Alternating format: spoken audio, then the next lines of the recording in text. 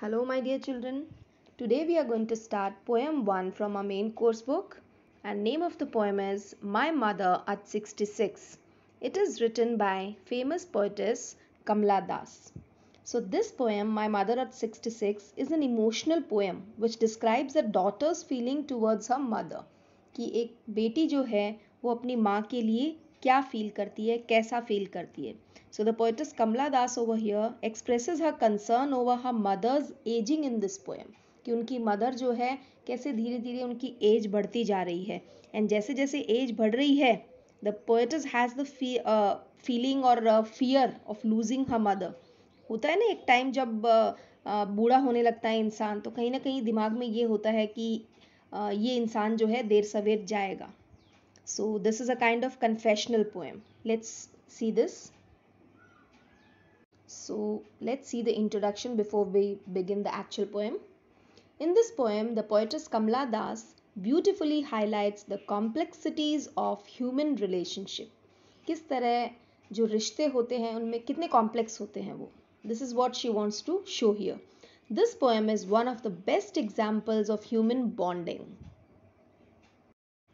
Poet Kamla Das describes her painful feelings of fear of losing her mother. She is very much worried about her aging mother. She fears that she will not see her mother again. तो बेटियां आपको पता है शादी के बाद जैसे अपने इन लॉज के घर जाती है तो भी अपनी मदर से सेपरेट होती है. तो हर बार उनके दिमाग में शायद ये फीलिंग कई बार आ जाती है कि नेक्स्ट टाइम मैं अपनी माँ से मिलूंगी या नहीं मिलूंगी. So this is the fear which Kamala Das is also facing. So let's read the poem line by line. Driving from my parents' home in Cochin last Friday morning, I saw my mother beside me, doors open mouthed. तो this is the very first stanza. यहाँ पे poet describe कर रही है अपनी old mother को. So the poetess is remembering the day when she was in the car. She was going to Cochin airport. तो कह रहे हैं from my parents' home, अपने parents के घर से, और वो वापस जा रही है. Friday की बात है. And she's saying I saw my mother beside me. Dose का मतलब होता है एक झपकी लेना. जैसे कई बार हम कार में या बस में जा रहे होते हैं तो हमें नींद आ जाती है, एक छोटी सी नैप आ जाती है, that is dosing. And open mouth, जब वो छोटी सी नींद आती है तो कई बार हमारा मुंह खुला रह जाता है. तो यहाँ पे her mother was sitting beside her in the car and the mother why she is going with her, she is going to see off her daughter. वो अपनी बेटी को विदा करने के लिए जा रही है. So on the way when the poetess turn to look at her mother, what she sees, she sees that her mother was dozing. वो सो रही थी, उन्हें नींद आ रही थी. And her mouth was open.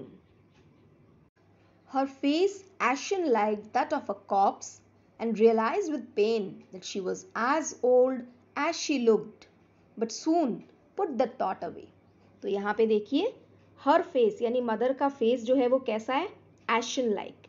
ash आपको पता है राख होती है. तो राख कैसी होती है, वो बहुत डल होती है, उसमें कोई ब्राइटनेस तो नहीं होती है.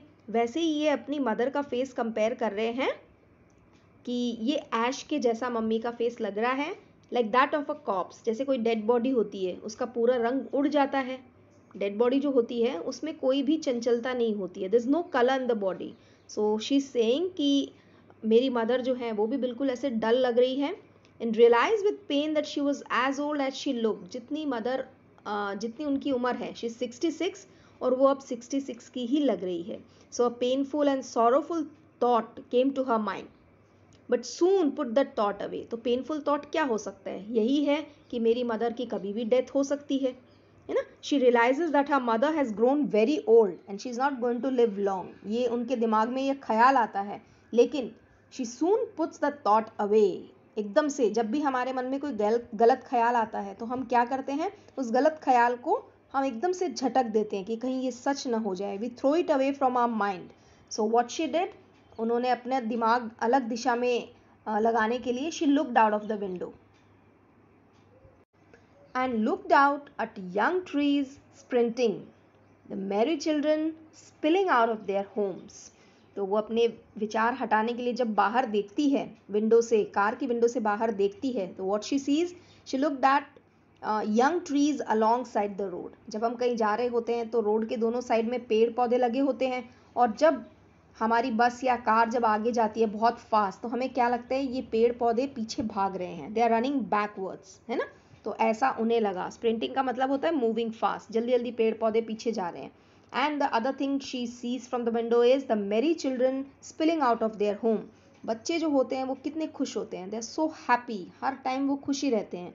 सो उन्होंने देखा that happy children who were coming and running out from their houses in large number. बच्चे घर से बाहर निकल के खेल रहे हैं, बहुत खुश है, बहुत हंस रहे हैं। But after the airport security check, standing a few yards away, I looked again at her wan pale face as a late winter's moon.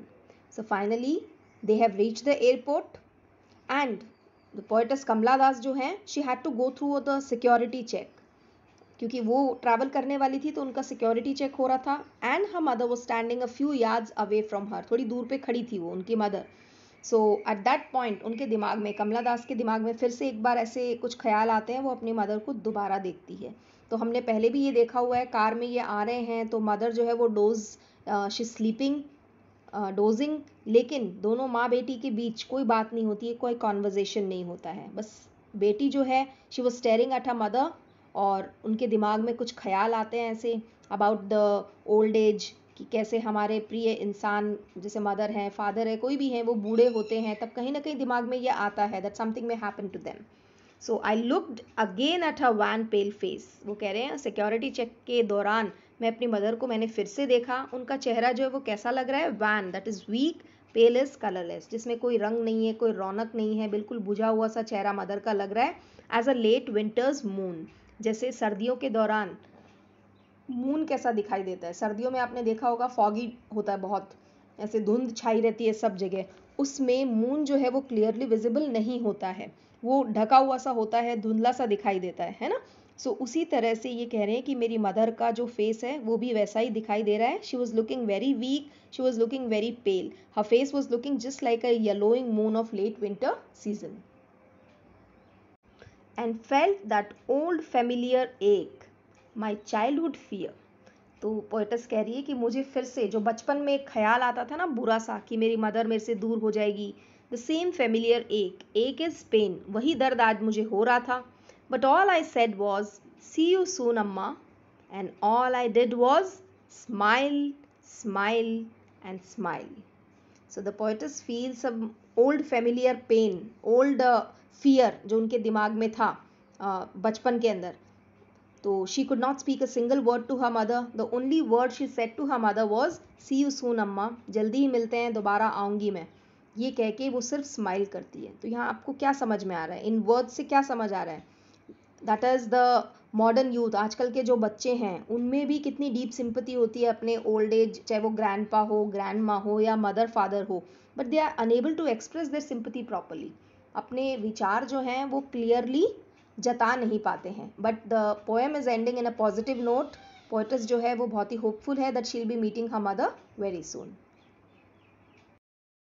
Now let us just see the summary of the poem, so that एक बार आपको फिर से सारा कुछ revise हो जाता है what we have read and learnt in this. The narrator was visiting her parents' house and was returning back.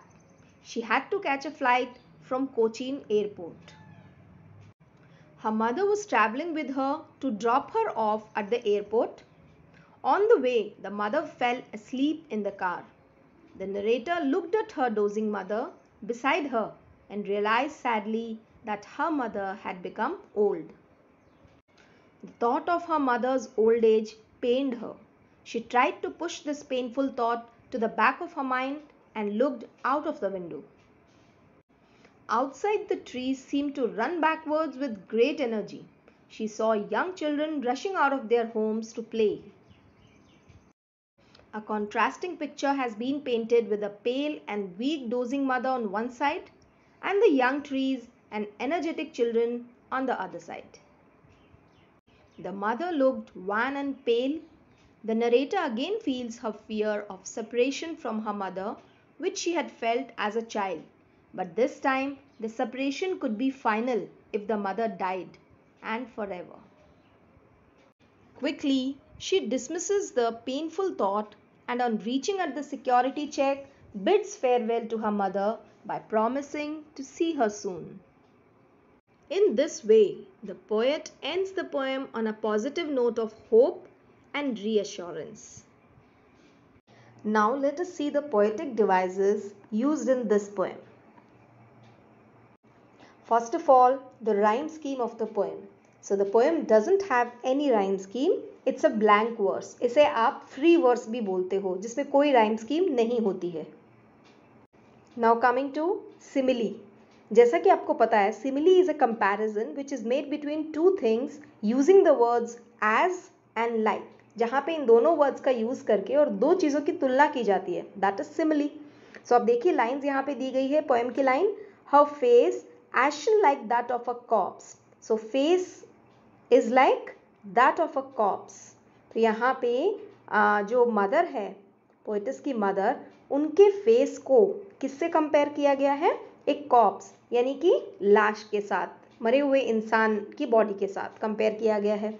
And second use of simile is in this line, pale face as a late winter's moon. तो यहाँ mother के face को compare किया गया है winter moon से. And we have use the word as over here. I mean the poetess has used the word as and in first line like.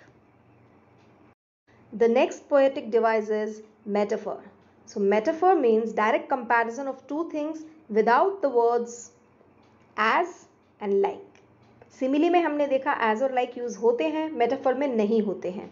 तो यहाँ कंपैरिजन तो जरूर होता है, बट ये वर्ड्स यूज नहीं होते. So look at the line in the poem, the merry children spilling out of their homes, है ना, and mother's age and approaching end. तो यहाँ कंपेयर किया गया है मदर की एज और हंसते खेलते बच्चों को. हालांकि ये कॉन्ट्रास्ट है, बट यहाँ पे कंपैरिजन हुआ है without the use of words like as और like. Next important poetic device is personification. Personification means to give human qualities or traits to something which is not human. यानी non living चीज़ों को living qualities देना, that is personification. तो यहाँ पे किसको दी गई है क्वालिटीज़? ट्रीज़ को. Young trees sprinting. Sprinting is भागना. तो कमला दास बताती है ना यहाँ पे कि जैसे जैसे गाड़ी आगे चल रही थी ऐसा लग रहा था पेड़ भाग रहे हैं. तो पेड़ कभी भागते नहीं हैं, they are not human being, but यहाँ पर्सोनिफाई किया गया है ट्रीज को. The last poetic device is repetition. It is used when a word और फ्रेज इज रिपीटेड. तो as we know the last line of the poem जहाँ पे smile word repeat हुआ है, all I did was smile and smile and smile, है ना. So this is repetition. So children, I hope you have understood this whole poem. If there is any doubt in any concept, any line which you haven't understood, you can anytime ask me. Have a good day.